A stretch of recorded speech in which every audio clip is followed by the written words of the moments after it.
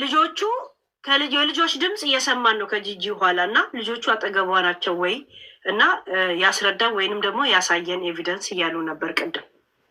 እኔ ጋር ናቸው። በቃ እኔ ጋር ከገቡ ጀምሮ ሁሉ ነገር በህግ የተያዘ ስለሆነ ከዛ ውጭ ወደ ውጭ ነው እንግዲህ ህጉ ካልፈቀደ በስተቀር እኔ ጋር ናቸው እስከዚያ ያሉት።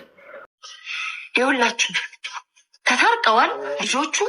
ሳምሪ ነበረች ከልጆቹ ጋር ወይ ደግሞ እነ ሳምሪ ጋር ነበሩ ልጆቹ። ትላንትና ላይቭ ላይ እሱ ጌሙን እየሸቀለ ነበረ። ተረድታችሁኛል። ከዛም በኋላ ውድብድድ ወጣ። እኔ እንዴት እንደዚህ ትኛለሽ ምናምን ብሎ አይኑን አቅለሰለሰ። ጋይስ እነሱ መጀመሪያውኑ ጸብ አይደለም ጋይስ፣ ገንዘብን ያጣላቸው አሁን ተስማምተዋል።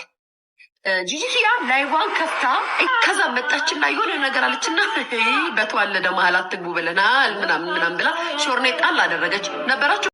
በስተመጨረሻ ፍቅር ያሸንፋል ተብሏል። በብዙ ጉዳዮች ከሰሞኑ ስማቸው ሲነሳ የነበሩትን ፋኒና ሳምሪን በተመለከተ አሁን ደግሞ አዲስ ጉዳይ ዩቲዩበሮቹ መረጃዎቹን እየተናገሩ ይገኛል። በቪዲዮ መግቢያ ላይ በጨረፍታ አይታችሁታል ብዬ አስባለሁ። እንግዲህ ከሰሞኑ ፋኒና ሳምሪን በተመለከተ እነዚህ ግለሰቦች ተስማምተዋል። አሁን ላይ አንዳንድ ሰዎች የሚናገሯቸውን ነገር ፈርተው ነው አሁን ላይ መታረቃቸውን ይፋ ያለወጡት እንጂ እነዚህ ሰዎች ተስማምተዋል ከሰሞኑ እያሉ የተለያዩ ሀሳባቸውን በማስረጃ ጭምር እያስደገፉ ስለ ጉዳዩ ሲተነትኑ ነበር። በተለይ ዩቲዩበሮቹ ይህንን ጉዳይ ከሰሞኑ እየተናገሩት ይገኛል። ከዚህ ጉዳይ ጋር ተያይዞ ታዲያ ፋኒና ሳምሪ ተስማምተዋል እየተባለ ስለሚነሳው ጉዳይ ተጨባጭ በሆነ መልኩ ይሄ ጉዳይ እንዲወራ ስላረገው ወሳኝ ነጥብና ፋኒና ሳምሪ አሁን ስላሉበት ወሳኝ አቋማቸው እንዲሁም ደግሞ እናትየው ጂጂኪያ ስለተናገረችው ያልተጠበቀ ጉዳይም በዝርዝር እናሰማችኋለን።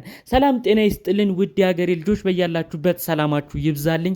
ዛሬም አዳዲስ በሆኑ ጉዳዮች ብቅ ብለናል። ለዚህ ቻናል አዲስ ከሆናችሁ ሰብስክራይብ በማድረግ ሁሌ የምንለቃቸው ታማኝነት ያላቸው መረጃዎች እንዲደርሱ ይሁን።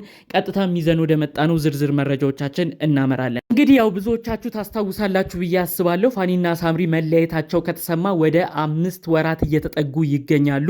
ታዲያ ከዛ በኋላ እንግዲህ ፋኑኤልም በራሱ የቲክቶክ ገጽ ላይ ከራሱ ወዳጅ አድናቂዎች ጋር ሳምሪም እንዲሁም ከራሷ ወዳጅ አድናቂዎች ጋር ጌሞችን እየተጫወተች የተለያዩ ጊዜያቶችንም በዛው ቲክቶክ አካውንታቸው ላይ ለየግላቸው ሲያሳልፉ ተመልክተናል። ታዲያ ከሰሞኑ በነበረው የላይቭ ቆይታ ላይ ብዙዎች ጥያቄ የሆነባቸው አንድ ጉዳይ እየተነሳ ነበር።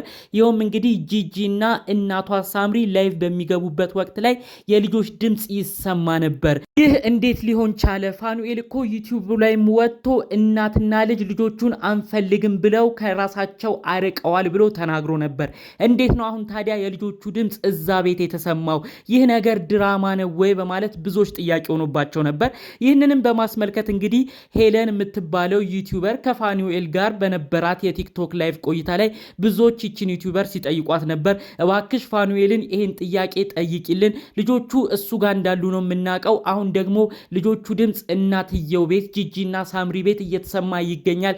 ይህን ነገር አጣሪልን በማለት ብዙዎች በላይቭ ሲያፋጥጧት ነበር። ታዲያ እንግዲህ ሄለን የምትባለው ዩቲዩበርም እዛው ፋኑኤልን ይህን ጥያቄ ጠይቀው ነበረ።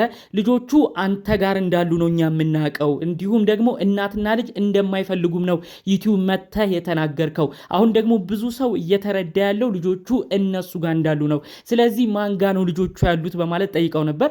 ፋኑኤልም እንግዲህ ልጆቹ እኔ ጋር ነው ያሉት፣ ሁሉ ነገር በህግ ነው የተያዘው፣ እንደተባለውም እንደተሰማውም አይደለም፣ እኔ ምንም አይነት መረጃ የለኝም ሲል እዛው መልስ ሰጥቷል። ታዲያ በመቀጠልም ይቺ ዩቲዩበር ሌላ ጥያቄ ጠይቀው ነበር። ጉዳዩም ብዙ ሰው እየጠየቃት ስለነበር በተለይ ብዙ ኦዲየንስ ተከታዮቻቸው አረ ይሄ ነገር ይጣራ፣ አሁንም ቢሆን የሚያሳምን ነገር የለም፣ ልጆቹ እውነት አሁን ከሱ ጋር ካሉ እሱ ቤት ውስጥ ከተገኙ በቪዲዮ መልኩም ቢሆን ያሳየን፣ ማስረጃ ያሳይ በማለት እዛው ላይቭ ላይ እንግዲህ ሄለንን ዩቲዩበሯን ብዙዎች ሲጠይቋት ነበር።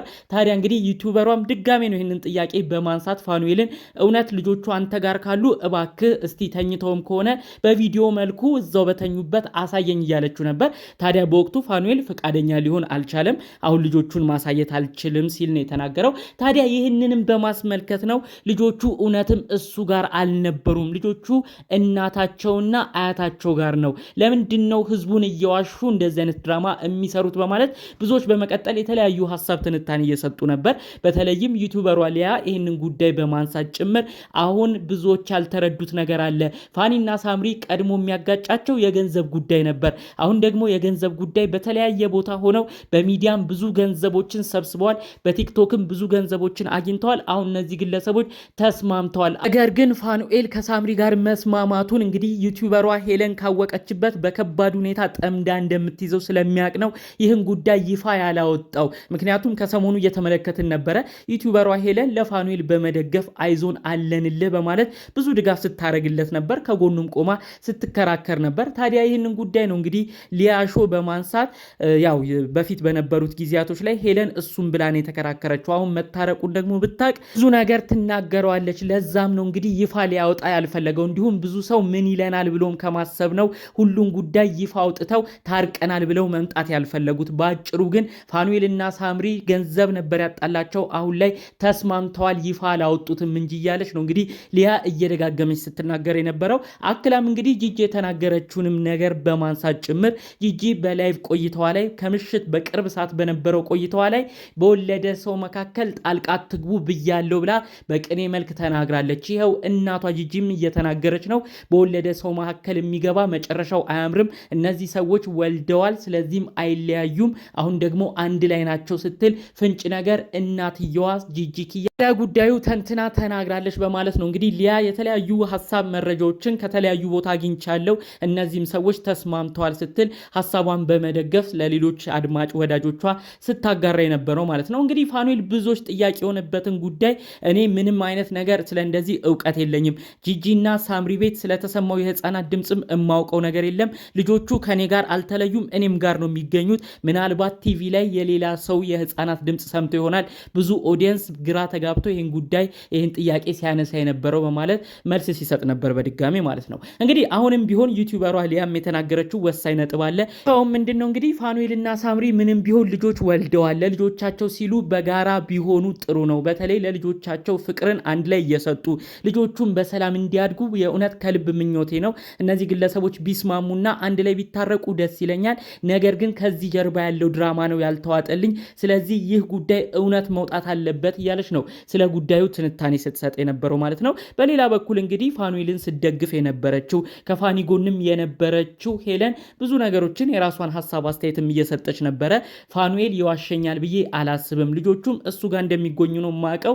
ከዛ ውጭ እንግዲህ ለሚጠየቁት ጥያቄዎች ደግሞ ኦዲየንስን በመወከል እኔም አንተን ጥያቄ ጠይቃለሁ በማለት ነው እንግዲህ ጥያቄዎችን እያነሳች ስትጠይቀው የነበረው። ታዲያ በነዛ ጥያቄዎቹ አጠቃላይ በነበሩት ቆይታዎች ግን ፋኑኤል ደጋግሞ የተናገረው ልጆቹ ከሱ ጋር እንደሚገኙ ከዛች ቀን በኋላ ልጆቹ ወደ አያታቸውና ወደ እናታቸው ጋር እንዳልሄዱም ጭምር ነው መረጃውን ሲያካፍል የነበረው ማለት ነው። እንግዲህ እኔ አሁንም ቢሆን እንደ በፊቱ ለእነዚህ ቤተሰቦች መመኘት የምፈልገው አንድ ወሳኝ ነጥብ ነው። ፋኒና ሳምሪ እግዚአብሔር ብሎ አንድ ላይ ቢሆኑልን ደስ ይላል።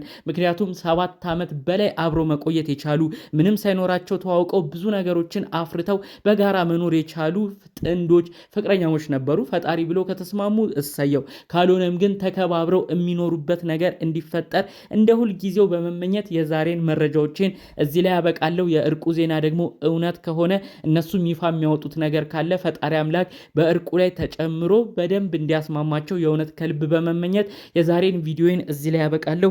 በሌሎች ጉዳዮቻችን እስክንገናኝ ድረስ ሰላሙን ሁሉ ተመኘውላችሁ። ሰላም።